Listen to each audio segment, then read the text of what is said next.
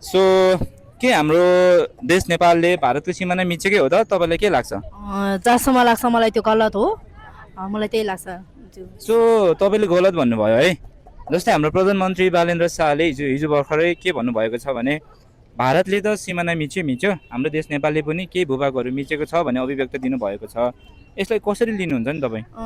यसलाई चाहिँ म के भन्न चाहन्छु भने अहिलेसम्म मैले कतै केही न्युजहरूमा पनि देखेको सुनेको पनि छैन, देखेको पनि छैन र म यो कुरालाई चाहिँ म गलत भन्न चाहन्छु।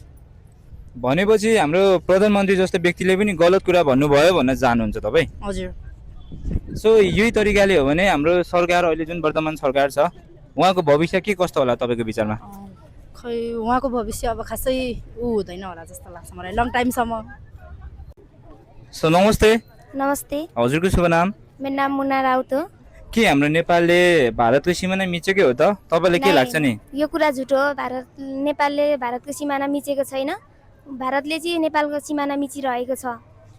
सो तपाईँले भारतले मात्रै नेपालको सिमाना मिचिरहेको छ भन्नुभयो होइन, तर हिजो भर्खरै हाम्रो प्रधानमन्त्री बालेन्द्र शाहले चाहिँ के भन्नुभएको छ भने नेपालले पनि केही भूभागहरू मिचेको छ भन्ने अभिव्यक्ति दिनुभएको छ। सो यो विषयलाई कसरी लिनुहुन्छ नि तपाईँ? यो स्रोतनी बिनाको कुरा हो, यो झुटो कुरा हो उहाँले बोल्नु भएको। यो कुरालाई सही मान्न चाहँदैनौँ हामी चाहिँ।